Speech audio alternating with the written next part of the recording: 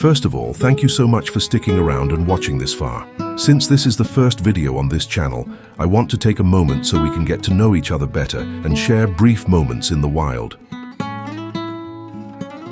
I've actually done some wild adventures and crazy experiments before this. I've cooked in the heart of a dark cave and crawled through dense forests just to find a story.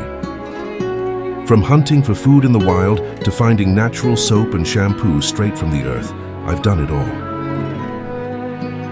I have spent time exploring hidden waterfalls, traversing extreme trails, and pushing my limits in places most people wouldn't dare to go.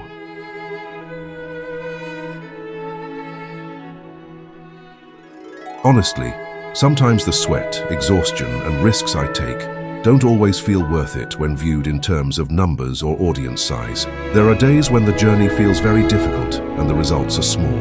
But I do this because I do it wholeheartedly.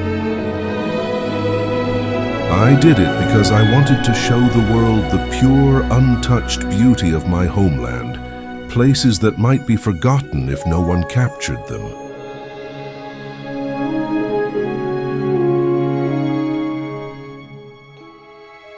The greatest reward for me is not fame.